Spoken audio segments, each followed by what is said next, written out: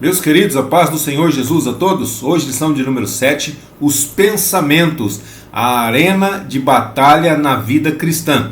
Essa nossa lição está dividida em 3 tópicos principais, que são uma visão introdutória, segundo, a gestão ou gerenciamento dos pensamentos, terceiro, a batalha na arena dos pensamentos. Nosso texto áureo se encontra em Filipenses capítulo 4, versículo 8, que diz: quanto ao mais, irmãos, tudo que é verdadeiro, tudo que é honesto, tudo que é justo, tudo que é puro, tudo que é amável, tudo que é de boa fama, se há alguma virtude e se há algum louvor, nisso pensai. A verdade prática diz que o cristão sábio e prudente, ele preserva sua mente, tornando seus pensamentos obedientes a Cristo. A palavra-chave é pensamentos. Primeiro tópico, uma visão introdutória. Primeiro subtópico, a experiência de Adão e Eva. Então, na antropologia, irmãos, é o estudo do homem, tá? Então, na antropologia bíblica é importante buscar no Gênesis ou no princípio de todas as coisas a base, o fundamento da nossa compreensão teológica.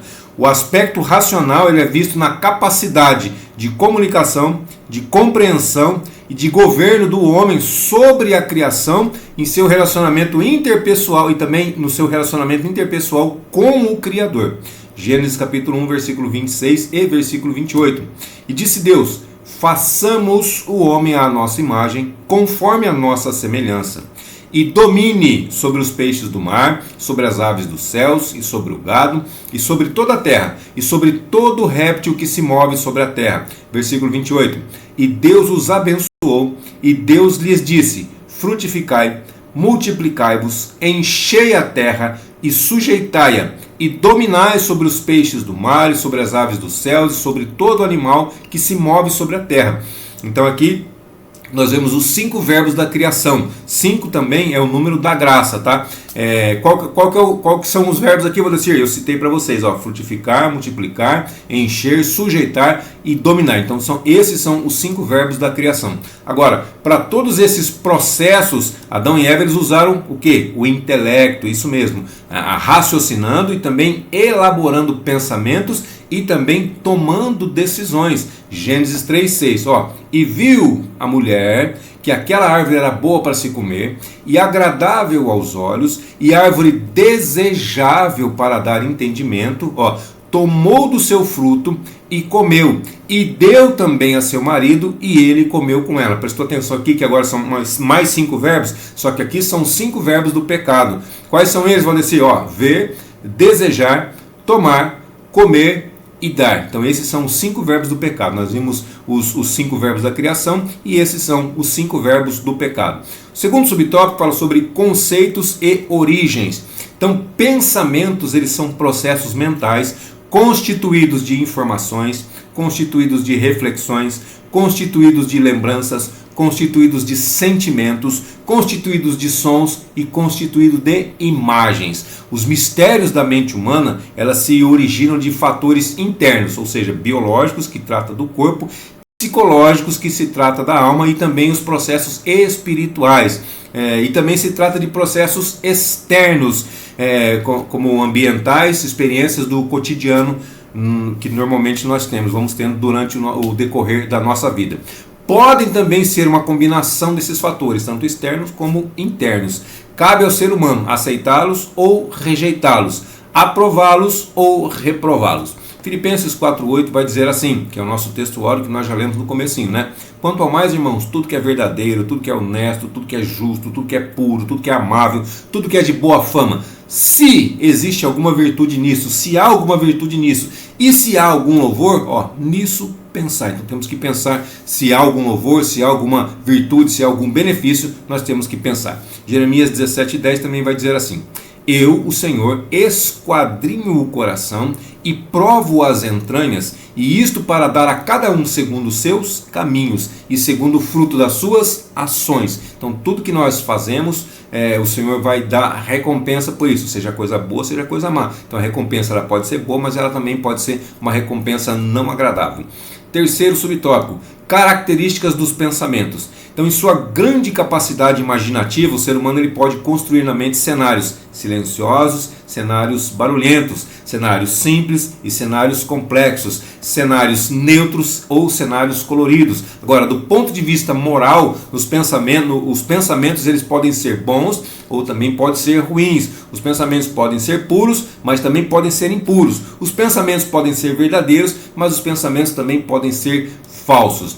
Agora, falando aqui do externos, fruto de experiências sensoriais, criada a partir dos 5 sentidos. Lembrando que nós temos 5 sentidos, todo ser humano tem 5 sentidos, não é isso? Você se lembra quais são eles? Nós vamos tratar sobre eles aqui. Então, 1 Tessalonicenses capítulo 5, versículo 22, ele diz assim, ó: abstende-vos de toda aparência do mal. Então, ó, você viu, você percebeu que é mal, visão é um dos 5 sentidos. Então, você já lembrou os outros? Isso, audição, tato, paladar, olfato, exatamente.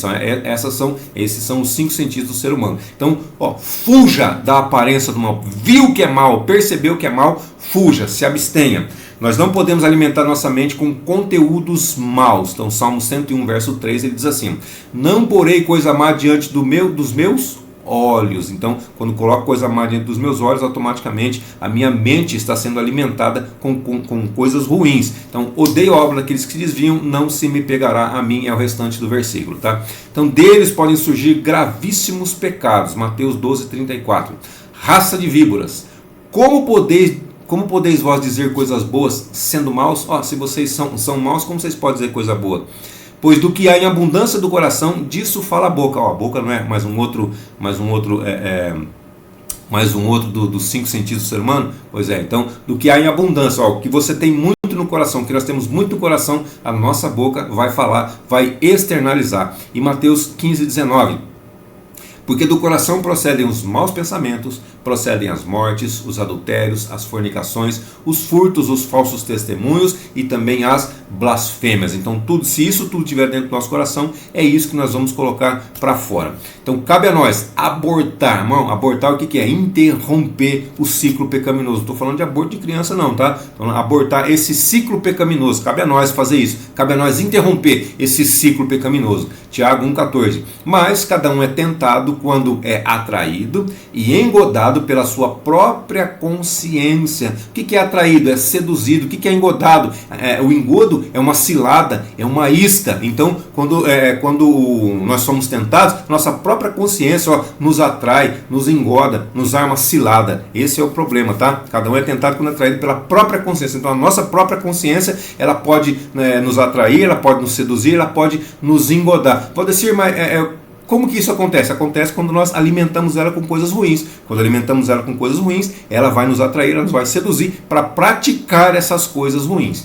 O resumo desse tópico diz que os pensamentos eles fazem parte da estrutura da alma humana e devem ser avaliados quanto à sua origem e à sua natureza moral. Então, antes de colocar em prática qualquer coisa, raciocina, pensa, será que é legal, será que é certo, será que vale a pena? Para depois então colocar em prática ou não colocar em prática. O segundo tópico fala sobre a gestão dos pensamentos, o gerenciamento dos pensamentos. Primeiro subtópico, imperativo ético e espiritual. Então a epístola que Paulo escreveu aos Filipenses, ela é repleta, ela é cheia de referências a sentimentos e emoções. Ela também é conhecida como a epístola da alegria. Filipenses capítulo 2, versículos 1 e 2 vai dizer assim: portanto, se há algum conforto em Cristo, se alguma consolação de amor, se alguma comunhão no Espírito, se alguns entranháveis afetos e compaixões, completai o meu gozo, para que sintais o mesmo, tendo o mesmo amor, o mesmo ânimo, sentindo uma mesma coisa. Então aqui ele está falando sobre sentimento, né? Possui também uma afirmação incisiva sobre a gestão dos pensamentos. Estamos falando da epístola aos Filipenses, né? Filipenses 4:8.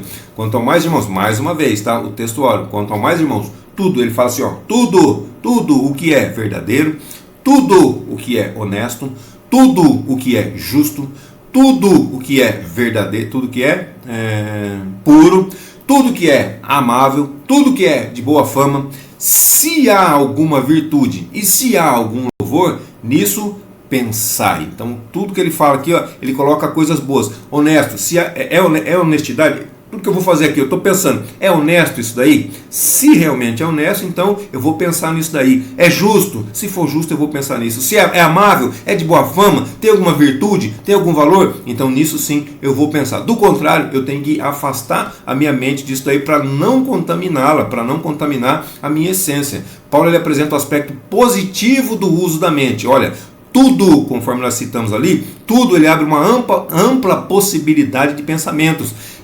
virtuosos e pensamentos dignos de louvor.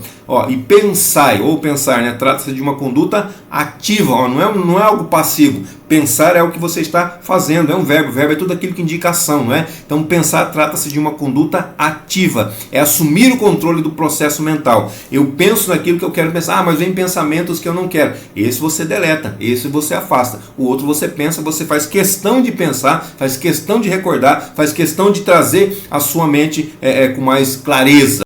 Romanos 1, 21 e 22 diz assim: porquanto, tendo conhecido a Deus, não o glorificaram como Deus, nem lhe deram graças. Antes, em seus discursos se desvaneceram, e o seu coração insensato se obscureceu.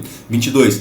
Dizendo-se sábios, tornaram-se loucos. Esse é o ser humano. O segundo subtópico fala sobre acima da técnica. Então existem muitas técnicas de gestão de pensamentos. Elas são estratégias limitadas à realidade humana, ao nível terreno. A palavra de Deus, ela vai além. Ela nos ensina que a solução é pensar nas coisas que são de cima e não nas coisas que são da terra. Está escrito lá em Colossenses capítulo 3, versículo 1. Então pensar além das circunstâncias temporais, ela nos liberta dos conflitos mentais. 1 aos Coríntios capítulo 2, versículos 15 e 16.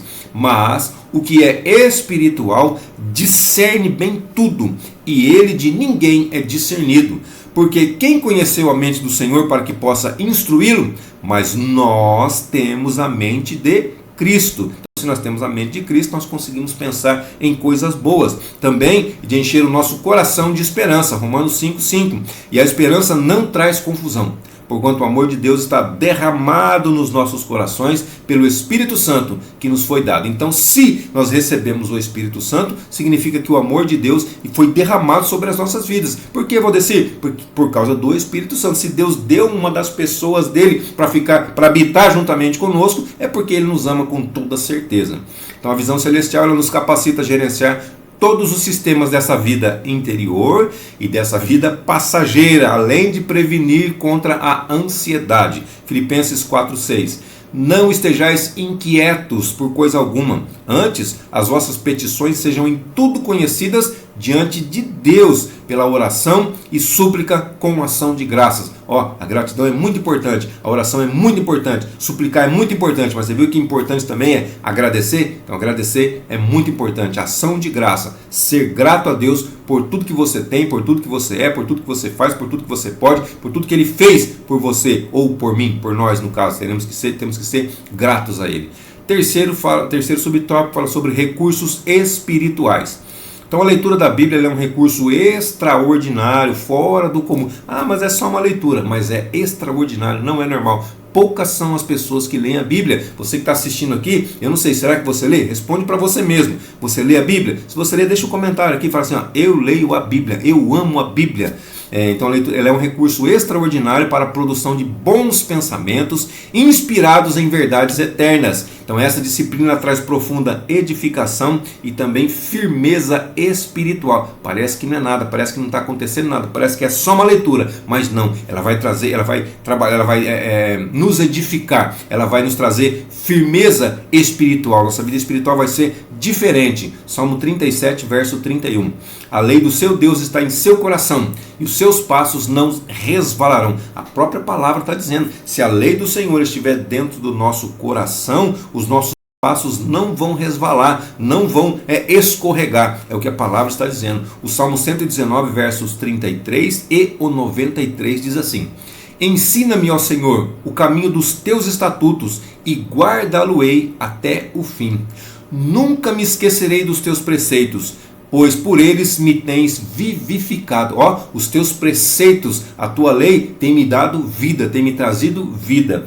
Meditar é refletir, exige o emprego da vontade, ou seja, a decisão do querer. Então, peraí, uma coisa é você ler, outra coisa é você meditar. Ler, você só passa. Meditar, você entende, você compreende, você vai mais a fundo, você entende o significado, o que aquilo realmente quer dizer. Então, nós temos que, mais do que ler, nós precisamos meditar. Mas isso é uma decisão, é um querer que nós temos que apresentar. Salmo 119, verso 131 vai dizer assim: abri a minha boca e respirei, pois que desejei os teus mandamentos. Desejei, fala que fui eu que quis os teus mandamentos, eu que desejo os teus mandamentos. Ela produz sentimentos elevados, amor, alegria, paz pelas verdades aprendidas. Então, grande sabedoria e direção correta, conforme diz o Salmo 119, verso 97. Quanto amo a tua lei, é a minha meditação todo o dia. Aí entra o subtópico de número 4, que fala de Jerusalém e Betânia. Esse tá bem curtinho, tá? Então existe a influência de fatores orgânicos, fatores físicos e fatores ambientais. Orgânicos, físicos e ambientais na nossa maneira de pensar. Então os cuidados com a saúde mental, elas incluem uma rotina saudável e também descanso. Marcos capítulo 6, versículo 31.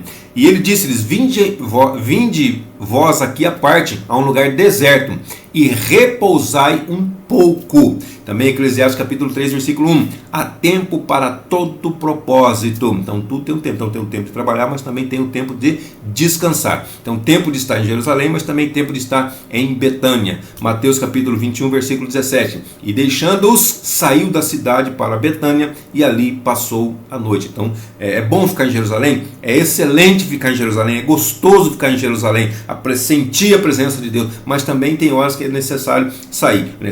É bom ficar, mas também é necessário sair. Há tempo determinado para todas as coisas. O resumo desse tópico diz que o cristão ele deve assumir o controle da sua mente, usando recursos espirituais, recursos bíblicos, para pensar conforme a vontade de Deus. Terceiro tópico fala sobre batalha na arena dos pensamentos. Primeiro subtópico, influências espirituais. Então a mente, ela é como uma arena de muitas batalhas e bombardeios, inclusive espirituais. Efésios capítulo 6, versículo 12. Porque não temos que lutar contra carne e sangue. Carne e sangue seria outro igual a nós, tá? Outra pessoa. Mas sim contra principados, potestades, príncipe das trevas deste século, contra as hostes espirituais da maldade nos lugares celestiais. Então essa é a luta espiritual. Então por isso nós devemos guardar o nosso coração, guardar a nossa mente, pois o que nós pensamos influencia os nossos sentimentos, influencia os nossos desejos e também influencia as nossas decisões. O cuidado tem que ser muito grande, o cuidado com o que nós pensamos. Então na versão Nova Tradução da Linguagem de hoje, Provérbios 4:23 diz assim: tenha cuidado com o que você pensa, pois a sua vida é dirigida pelos seus pensamentos. Forte esse aqui, não é? Judas e Ananias, eles são exemplos de pessoas que deixaram Satanás influenciar seus pensamentos. João 13, versículo 2 e o versículo 27. E acabada a ceia, tendo já o diabo posto no coração de Judas, o diabo foi lá e colocou no coração de Judas Iscariotes, filho de Simão, que o traísse. 27. E após o bocado, entrou nele Satanás. Ponto. Disse-lhe, pois, Jesus: o que fazes, faze-o depressa. Irmão, isso aqui é muito sério. Então o diabo ele colocou no coração de Judas para que traísse a Jesus. Agora, quando ele estava participando da mesa junto com Jesus, Jesus entregou o bocado para ele, Satanás entrou nele. Então, uma coisa é ele trabalhar na mente, trabalhar no coração da pessoa, outra coisa é ele estar dentro da pessoa e usar o seu corpo. É muito sério, é gravíssimo isso daqui. Também Atos capítulo 5, versículos de 1 a 5, vou ler só o 3 aqui, tá? Mas você deve conhecer o contexto. Se não conhecer, leia lá Atos capítulo 5, versículo 1. São só 5 versículos, é rapidinho lá. Mas olha o que diz aqui, Então disse Pedro: Ananias, por que encheu Satanás o teu coração para que mentisses ao Espírito Santo e retivesse parte do preço da herdade? Então você está entendendo o que está acontecendo? Eles venderam a propriedade, está todo mundo vendendo a propriedade, trazendo dinheiro aos pés dos apóstolos. O que Ananias e Safira eles conluiaram? O que eles pensaram entre si? O que eles acordaram entre si? O que eles fizeram? Nós vamos vender a nossa propriedade,